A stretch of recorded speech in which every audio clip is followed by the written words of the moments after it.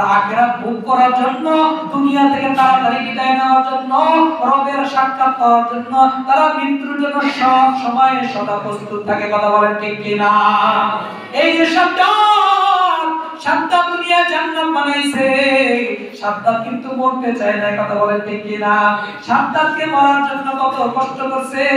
সাদ্দাত দুনিয়া জান্নাত বানাইছে, বোঝা গেল যারা দুনিয়া বেশি কামাইবে, দুনিয়াকে যারা ভালোবাসবে, তারা মরতে চায় না। আর যারা আখিরাতে বেশি নেক কাজ করবে, তারা আখিরাতে যাওয়ার জন্য পাগল পারা হয়ে যায়। কথা বলেন ঠিক কিনা? বলতে চেয়েছিলেন কি? ওই যে বেচারা যখন ফাঁসির কাস্টে ঝুলাইবে, ওই ব্যক্তিকে ভয় দেখায়, বলে আরে মৃত্যুর ভয়ে সালাম ফিরায় না, মৃত্যুর ভয় করে না সালাম ফিরায় না। এই চিন্তা তার ভিতরে যে এমন বদগুমান আসবে, এই বদগুমান দূর করার জন্য সে যথা সময়ে যথাক্রমে তাশাহুদ করার পর, দুরূদ করার পর, সানা করার পর আস্তে করে সালাম ফিরিয়ে দিছে। আস্তে করে দিছে সালাম ফিরিয়ে দিছে, কারণ তারা মৃত্যুকে কি পায় না, ভয় পায় না। মৃত্যু হয়ে গেছে, ফাঁসির কাস্টে ঝুলাইছে, বেঈমান বেদিন তাকে ফাঁসির কাস্টে ঝুলাইছে। সে হাসতে হাসতে দুনিয়া থেকে বিদায় বরণ করেছে। যে ঘটনা আমরা শুনছি না, আসিয়া এবং যে সন্তান সহ তাকে যে কি তেলের মধ্যে বাঁচে, হাসতে হাসতে বাচ্চা সহ মা দুনিয়া থেকে বিদায় নিয়েছে। কথা বলে ঠিক কিনা? ইমানদাররা মৃত্যুতে কি পায় না, ভয় পায় না। তাহলে মুসলমান, যখন তুমি এই চিন্তা করবে তোমার জীবনের শেষ নামাজ, তাহলে তোমার এই নামাজ তোমার আর শেষ হবে না। এই চিন্তা নিয়ে যখন তুমি নামাজে দাঁড়াইবা, তখন তোমার নামাজের ভিতরে রুকু করতে ভালো লাগবে, তোমার নামাজে সিজদা করতে ভালো লাগবে, তোমার নামাজে তেলাওয়াত করতে ভালো লাগবে, তোমার নামাজে তাশাহুদ করতে ভালো লাগবে, তোমার সালাম ফিরাতে মন চাইবে না। আমাদের কি এইটা যে জীবনের শেষ নামাজ এমন কি মনে হয়? জি, মানে আমাদের যে জীবনের শেষ নামাজ এটা কি এমন মনে হয় জীবনে? খুব কম। শতকরা কয় পার্সেন্ট? 1%। শতকরা কি 1%। বিদায় জীবনের শেষ নামাজ মনে হয় না। বিদায় নামাজের ভিতরে কি আসে না? কি আসে না? খুশু খুশু আসে না। খুশু খুশু আনতে হলে মনে করতে হবে এই নামাজটাই আমার জীবনের কি নামাজ? শেষ নামাজ। শেষ নামাজ। এক নাম্বার আছে, দুই নাম্বার নামাজ পড়তে হলে দুইটা নাম্বার। দুই নাম্বার কারণ হলো যা কিছু করব আদিল এবং আরকানের সাথে ধীরস্থিরের সাথে করতে হবে। কি করতে হবে? ধীরস্থিরের সাথে করতে হবে। ধীরস্থিরের সাথে আদিলগুলো, আরকানগুলো, রুকু সিজদাগুলো ধীরস্থিরের সাথে করা ইমামে আবু হানিফা রাহমাতুল্লাহি আলাইহির নিকটে ওয়াজিব। অন্যান্য ইমামে শাফি, ইমামে মালিক, ইমামে আহমদ, ইমামে হাম্বল, অন্যান্য ইমামে আবু ইউসুফ, ইমামে হাম্বল, ইমামে মুহাম্মদ, যত আম্বিয়া কেরাম আছে, যত উলামায়ে কেরাম আছে, সমস্ত উলামায়ে কেরামদের নিকটে ধীরস্থিরের সাথে নামাজ পড়া ফরজ। নামাজ পড়া কি ফরজ? এক সাহাবী, নতুন সাহাবী মসজিদে আসছে নামাজ পড়ার জন্য। একবার নামাজ পড়ছে, রাসূল এখানে বসে বসে দেখতেছে ওই কর্নারে এক সাহাবী এসে নামাজ পড়তেছে। কি করতেছে ফরজি গতিতে পড়ে যাইতে আছে। আছে না নাই? আছে। ফরজি গতিতে কই এর 5G গতির মুসল্লি আছে না নাই? আছে। 5G গতির মুসল্লি আছে আমার মসজিদে। আপনাদের মসজিদে নাই? আমাকে দিকে আছে। আছে। আমার দুই শেষ নয়তে সাইডে গেল শেষ। এবার সাহাবীকে ডাকতে বলল, সাহাবা এদিকে আসো। সল্লি ফাইলাম তুসল্লি। এ সাহাবা, নামাজ আবার পড়ো, তোমার নামাজ হয় নাই। সাহাবী নামাজ আবার পড়ছে, আবার পড়ার পর দেখতেছে না তার নামাজটা সুন্দর হইতেছে না। এমন করে তিনবার সে নামাজ পড়ছে। রাসূল আবার বলতেছেন, সল্লি ফাইন্নাকা লাম তুসল্লি। ও সাহাবা, নামাজ আবার পড়ো, কারণ তোমার নামাজ হয় নাই। এবার সাহাবী বলতেছে, না,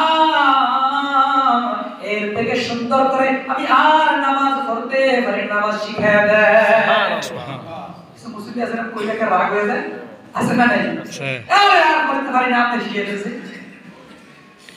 এবার রাসূলুল্লাহ নামাজ শিখাইতেছে। ও সাহাবারা দেখিয়া নাও, সল্লু কামা রাআইতুমুনি উসাল্লি, নামাজ এইভাবে পড়ো যেমন আমাকে নামাজ পড়তে তোমরা দেখো। রাসূল নামাজ শিখাইলেন এইভাবে তাকবীর বাঁধতে হয়, এইভাবে তেলাওয়াত করতে হয়, এইভাবে রুকুতে যাইতে হয়, এইভাবে প্র্যাকটিক্যাল ভাবে রাসূল সাহাবাকে নামাজ শিখিয়ে দিয়েছেন। সুবহানাল্লাহ। বলে রাসূল এমন ভাবে রুকু শিখাইছেন, বলে রাসূল এমন ভাবে সিজদা দিতেন, এমন ভাবে রুকু দিতেন, বলে রাসূলের রুকু দেওয়ার সময় এমন ভাবে রুকু দিতেন, রাসূলের পিঠ, রাসূলের মাথা, রাসূলের পিঠ মোবারক এমন সমতল থাকতেন, এক গ্লাস পানি যদি ওই পিঠের উপর রাখা হইতো, পানি নড়াচড়া তো দূরের কথা, পানির গ্লাস পড়তো তো দূরের কথা, ওই গ্লাসের ভিতরে যে পানিটা থাকতো ওই পানিটাও নড়াচড়া করতো না। সুবহানাল্লাহ। আরে না বলো এমন তাই সব আমার কথাই কই, আমি তো দিতেই না। আছে না নাই? আছে। গ্লাস তো থাক দূরের কথা, মগই তো থাকবো না বলে দিই, জগই থাকবো না বলে দিই। আছে না নাই? আছে। আর রাসূল এমন স্টেপ ফরওয়ার্ড ভাবে রুকুতে, এমন স্টেপ ফরওয়ার্ড থাকতো, সমতল থাকতো, এক গ্লাস পানি রাখলে গ্লাস তো গড়ার দূরের কথা, গ্লাসের পানির ভিতরে পানিটাও নড়াচড়া করতো না। স্টেপ আর স্টেপ সোজা করতে হইলে সময়ের দরকার আছে না নাই? আছে। নাকি জাম করা না। তাহলে তাকবীর আর কানের সাথে ধীরস্থিরের সাথে রুকু দিতে হবে। ধীরস্থিরের সাথে রুকু দিয়ে আবার রুকু হইতে সোজা হয়ে খাড়া হয়ে দেরি করা কি বলেন? ওয়াজিব। রুকু হইতে সোজা হয়ে খাড়া হয়ে দেরি করা ওয়াজিব। আচ্ছা বলেন তো, রুকু হইতে সোজা হয়ে খাড়া হয়ে দেরি করা ওয়াজিব, এমন কিছু মুসলিম আছে এটা দেরি হয় নাকি? ওই হুজুরটা পরকম নিয়ে হইতে রুকু তুলতে গেছে সেজদা আছে না নাই? আছে। মাথায় সমস্যা জরুরত হলে দিতে কথা, কিন্তু সোজা হয়ে দেরি হওয়ার জন্যই যে একটা তাসবিহ দিয়ে দিয়েছে, সেটা কি? সেটা কি তাসবিহ দিয়েছে কি? আল্লাহুম্মা রাব্বানা লাকাল হামদ হামদান কাসীরান তাইয়িবান মুবারাকান ফি। আল্লাহর হাবিব বলেন যে ব্যক্তি রব্বানা লাকাল হামদ হামদান কাসীরান তাইয়িবান মুবারাকান ফি, যার এই বলাটা ফেরেশতার বলার সাথে মিলে যাইবে, ওই ব্যক্তির পিছনের গুনাহ খাতাগুলো মাফ হয়ে যাবে। সুবহানাল্লাহ। গুনাহ খাতা কি হয়ে যাবে? মাফ হয়ে যাবে। শেষ। তাহলে রুকুটা ধীরস্থিরের সাথে দিতে হবে। রুকু থেকে তারপর যখন সিজদাতে যাব, সিজদাটা সুন্দরভাবে ধীরস্থিরের সাথে দিতে হবে। সিজদার এখানে অনেক মাসালা আছে, সময় শেষ। এই হাতের আঙ্গুলের উপরে না, কি থাকবে? জমিনে থাকবে। সিজদা থেকে যে উঠবো ধীরস্থিরের সাথে উঠবো। আর অনেকে হুজুরের সিজদাতে না যেতে মুসল্লি সিজদাতে যায় গিয়া, যে মাসপথে সিজদাতেও যায় না, ইয়ে বলা হ্যাঁ হয়ে যায়, তারা বুঝা দিয়ে আছে না নাই? আছে। আছে না নাই? আছে। ইমামের আগে যাওয়া যাবে না, একটু ধৈর্য ধরেন, তাহলে কি আছে, একটু ধৈর্য ধরেন না। সিজদাতে ওঠার থেকে দুই সিজদার মাঝখানে সোজা হয়ে বসা দেরি করা কি ওয়াজিব। অন্যান্য ইমামদের নিকটে ফরজ, ফরজ বাতিলের নামাজ হয় না, ওয়াজিব যদি ছুটে যায় নামাজ আবার পড়তে হয়। তাহলে আপনি যদি ওয়াজিব যদি আদায় না করেন, একটু দেরি না করেন, তাহলে আপনার এত কষ্ট করে ঠান্ডা হয়ে যাবে তো করে আইলেন ফজরের সময়, জোহরের সময়, জুমার সময়, কিন্তু আদায় একটু সময় ব্যয় করতে পারলেন না, নামাজটা তো হলো না বাবা।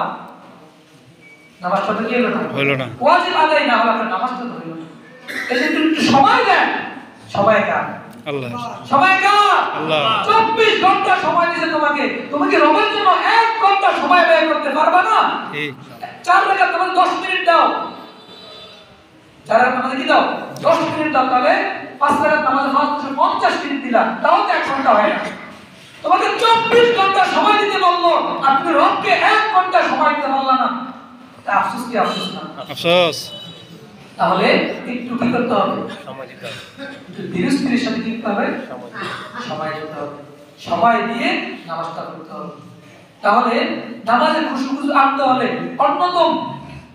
অন্যতম কারণ হচ্ছে যা পড়ব তাজিরি আরকান ধীরস্থিরের সাথে আদায় করতে হবে। যা যা করব সবকিছু কিসের সাথে করব? ধীরস্থিরের সাথে করব এবং আদায় করব। তারপর রুকু, সিজদা, তাশাহুদ, অন্যান্য যে বৈঠকগুলো আছে সব কিছু ধীরস্থিরের সাথে করব।